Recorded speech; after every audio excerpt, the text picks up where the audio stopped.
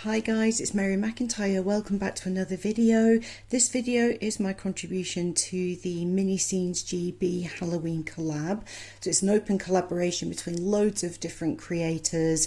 So the playlist for that will be in the bottom of my, at the top of my description box, I should say. So for this video, I'm going to be making some more spell books, potion books. I've made a few of these before on my channel and I just love doing it. I've got different ideas on some things I'm going to do in these that I haven't done before. I haven't fully decided all three, but basically the first step of any potion book, magic book thing is the humiliation of going to the charity shop and buying the most embarrassingly terrible hardback books. So I tend to go for autobiographies of Z-list celebrities, anything that is like children's stories or something that could be really useful to somebody, even from a charity shop. I will not destroy those sorts of books. I don't even know who this guy is. Like, I don't watch TV, so I literally don't know. I know who Jack Duckworth is because I watched Coronation Street when I was a child. I'm never going to want to read this. These were £3 for £1 in the hardback selection. So I always deliberately choose books that I know I have no interest in whatsoever and that other people aren't going to necessarily get value out of. So first things first, get rid of the covers. Now, I watched a couple of videos this week making spell books, and one of them was from the YouTube channel called Hobbyology. And in her books, she did a really awesome step, which I've never done before.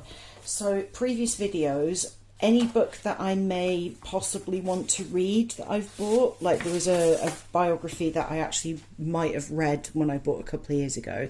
I didn't do anything to the pages. The others, I've painted them gold or silver. But they were very smooth still. What Hobbyology did is actually dipped all of the books into tea and coffee. It had two effects. First of all, it stained the pages. Secondly, it made them all super wrinkled. And actually, for a very old spooky book, that is exactly what you need. And I'd never thought of doing that. So I'm going to do that here. I'm going to try with a tray of tea and possibly add a little bit of turmeric in there. If you watch my potion bottle, apothecary bottle videos that I uploaded last week, you will have seen what a great job those spices actually do for staining. So I'm going to do that. So the goal really is to just make all of the pages wet and wrinkly. So they're going to get a bath with some coffee, tea, whatever I have around that's going to stain them and make them wrinkly. Not the covers. I specifically want to keep the covers dry. I'm going to get that stuff ready and then I'll dip them and I'll be back to show you me dipping them. For this first one, I used a cup of tea that had been made very strong with 2 tea bags. I also had a bowl of mixed spice there ready for the second book. So being really careful to keep the covers dry, I just started dipping the pages. I wanted to get the staining all the way up to the spine, so I used the tea bag and dipped it in and spread the tea around that way. That way I was able to get to all the nooks and crannies and all the edges of the pages without getting the covers wet.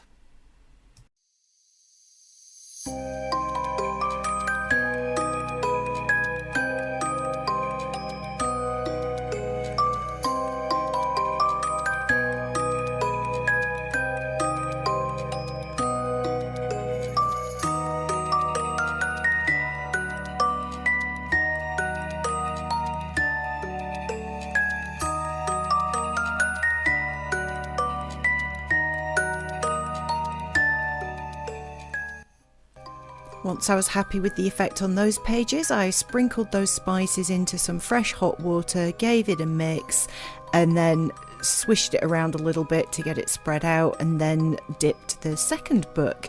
It's amazing how much water these pages actually suck up, but I dipped this and again used the tea bag to kind of pick up. I had to add more water. This book really soaked up the water. Just picked up the tea bag again, grabbed kind of bits of the spice on the tea bag as well as the water and spread that around like I did with the first one.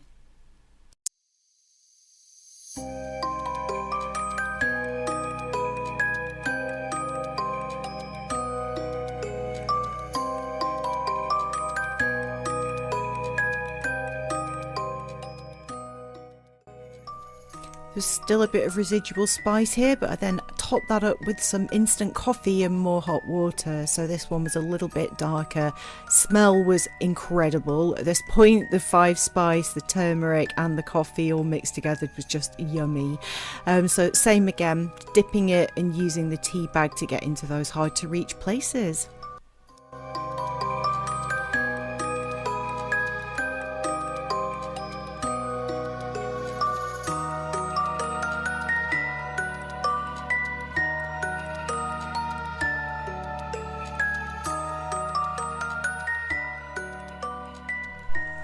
Okay, while my books are drying, one of the designs that I'm going to do on the front is to try to mimic the texture of wood, as in like having something that looks like wood grain.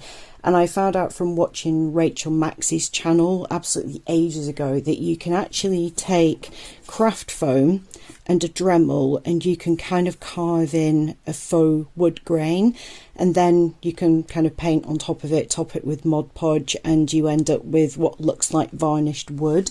So I'm using the dark colour because I want to go over the top of it with probably a dark brown, and then dry brush to kind of pick up other texture. So that will mean that the darker bits underneath are black, which would work better I think than using the brown craft foam and then trying to darken the channels, if that makes sense. So the end, I did practice this a couple of years ago and I can't remember which Dremel bit worked best, but I'm going to try with this one. And I also have a more conical shaped one as well. And basically you just kind of draw slightly wiggly lines and just try not to overthink it. So that's what I'm going to do. I've got the small attachment on because this big boy is so heavy and it's really hard to do fine work with that. So I'm going to put a dust mask on. I've got an apron on. You do not want to be breathing in dust from this sort of foam, so make sure you protect your lungs. I tried to make this as non-uniform as possible. I was pressing harder, pressing lighter or more softly. I'd made the spacing different. I slightly used the edge of the bit, sometimes used the tip of the bit. All in all, just trying to make it as non-uniform and non-linear as possible. I switched between the tips in the end, and I'd made some of the thicker lines first and then went in and filled in some of the gaps with the smaller bit on the end of the Dremel, and it worked an absolute dream.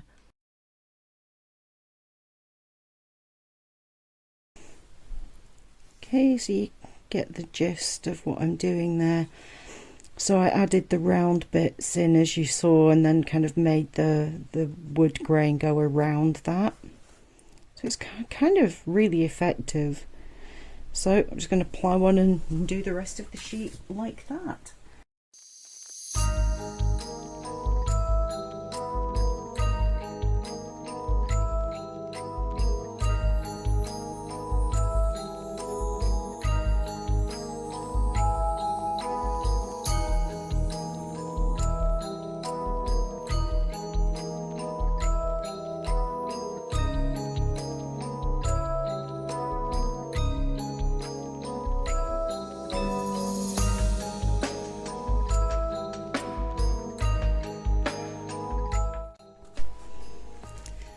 There you go. So it's black and shiny right now. What I'm going to do is go over the top with dark brown. The troughs will hopefully not pick up too much of that, so it'll be brown, and then I'm going to dry brush again with a lighter colour to just very gently pick up some of the high points even more, and that'll give it loads of depth and make it look like it's a kind of very dark coloured wood that's been varnished. Okay, I've made lots of resin pieces to go with these books. So one of them I'm going to use hot glue to kind of mark out some tree branches, spooky tree branches. Maybe glue on a couple of those resin leaves. The colour is kind of irrelevant because I'm going to paint over it, but I just did them in colour, so any that are left over would be good for other things. So I'm going to do that on one of them, and then on another one I'm going to glue on a moon and a sun and some stars and have kind of astrology magic kind of theme, even though I'm an astronomer and don't believe in that stuff. This is a prop. The one that has got this wooden effect, I'm going to paint that after I've got the backing on these books, because what I'm going to do is the usual thing with spell books is to completely cover them and the glue and whatever stuff you've got on there with a layer of watered down PVA glue and kitchen paper, and that will add loads of texture. So on this black book is going to have the wood, and the wood is obviously going to get trimmed down, and I'm going to use the offcuts to kind of mount some potion bottles. So that's going to be the vibe for this one. So I'm not going to do anything to the front cover of that. What I will do is some stuff on the spine, maybe just some lines, something like that. I can't decide about the writing because I'm not very good at writing with the glue gun, but I'll just see how I get on with the glue, and once the glue is set I'm going to just go in with the PVA and kitchen towel. While that's drying, I'm going to do the paint job on this wood. So I'm just going to time lapse all of this so that I'm just going to get on and do it and speed it up for you.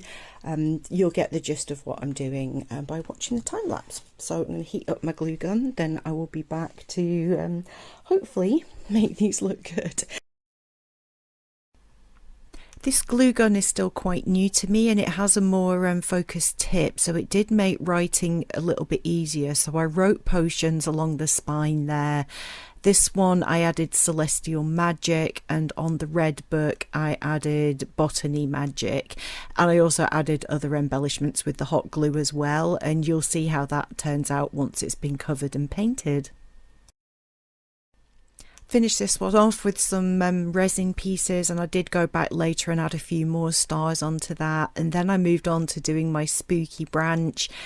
I really love the effect of the hot glue with this. I was so happy with how this turned out. I'd never done this before, so I was kind of following a similar principle to what I did with the engraving, just making sure my lines were non-uniform and very, very wiggly, and then just chose all of the ones that look like maple leaves, some on the branches and some falling down, and I just love the overall effect of this.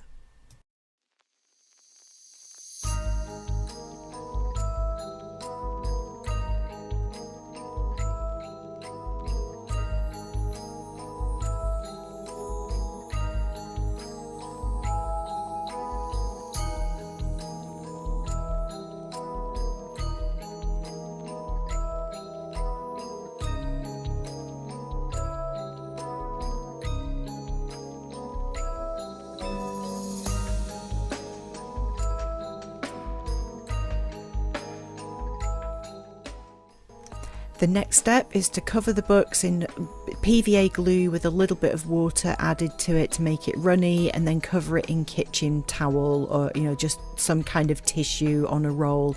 I made these single ply, but you can do a couple of layers if you want to.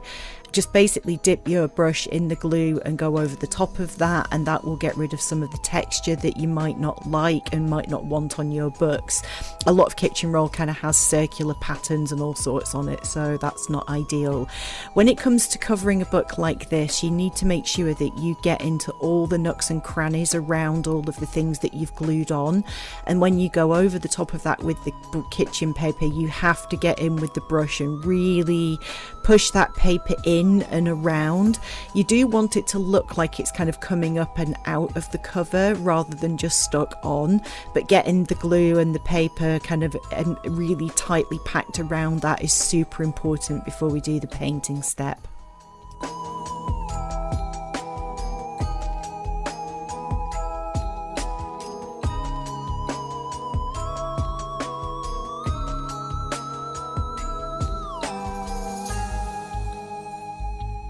I also added some of the glue mixture to my engraved foam sheet because it stops the foam from absorbing quite as much paint, so it just makes it easier to paint and uses less paint than if you was just painting it raw. I also put some glue onto some other offcuts for the additional bits that I wanted to add onto my books. Then it was a case of painting it darker brown first, just dry brushing so that it's just picking up the high points. Once I'd done it with this brown, I kind of went in with a slightly lighter shade that I'd mixed myself. And at the very last step, I will be adding a little bit more dry brushing. But the less paint you have on the brush, the better with this. I then went in with the browns and started painting those corner pieces that were going to go on the books. But in the end, I did that with my fingers because I got a better texture on those. So it's just a case of dark to light, just each layer that you do slightly lighter than the previous one, and just as minimal amount of paint as possible. It's always easier to add more, but it's very difficult to take it away. And you can see the final result there really is very, very convincingly wood-like, so I was super happy with how that was looking. Once the glue and paper towel was totally dry, it was time to go in with the black paint. So water it down a little bit because this is very absorbent underneath. Make sure you get in and around all of those nooks and crannies of the embellishments. Cover everything with at least 1 or 2 layers of black. Let that fully dry, and then it'll be time to move on to the dry brushing. So for the dry brushing, I used a mixture of an offcut of a piece of sponge or sometimes a brush, and I was using minimal amount of paint. I was using a combination of a light and a dark silver, going in with the dark first, light second to pick up the highest of the high points. I also used a dark bronze and a lighter gold colour, using it minimally, and if I thought I'd put too much, I was dabbing it off with my finger. And once I got onto the one with the leaves, I was using several other different colours as well. So there's some gold, some metallic red, just kind of autumn colours, a little bit of green, like a dark greenish colour. And the bark of the tree I did in the same kind of burnt umber colour that I did the engraved wood panel with, and highlighted again with gold. So just start with your dark colours, go up with the light, and the less paint you use, the better each time. And the final result is just so beautiful because that dry brushing will pick up all of the high points, all of that texture, and the final result just looks absolutely beautiful.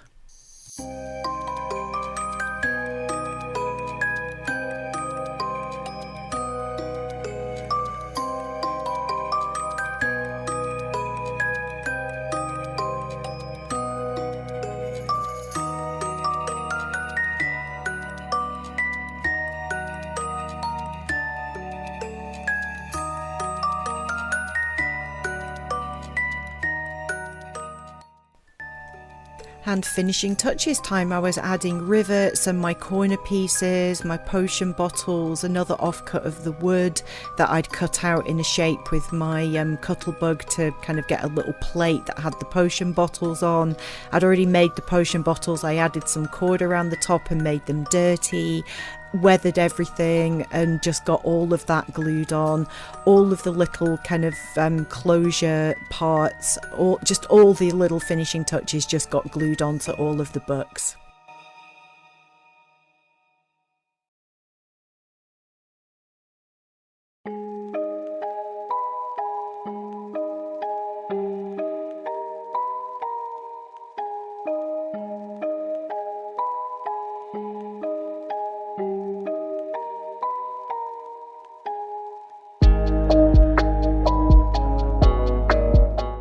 So just show you what close each of these. So this is my Celestial Magic, little moon on the back, hot glue titles, which I think I did a better job of than a couple of years ago. Not my favourite, but it did kind of work, and there's a moon there as well. So this has got a couple of different colours of dry brushing, just to give it some depth. I added a bit of the wood effect foam there to add a little closure on this. It was looking a bit plain, so this is part of a necklace I found at the charity shop. When I was buying my books, I was trawling local charity shops looking for chains, necklace chains that I thought looked old and dirty that would be great for this kind of thing, for potion bottles or spell books. So that's the first one. Loving how the weathering on the pages has worked, and they still smell really nice from all those spices and coffee.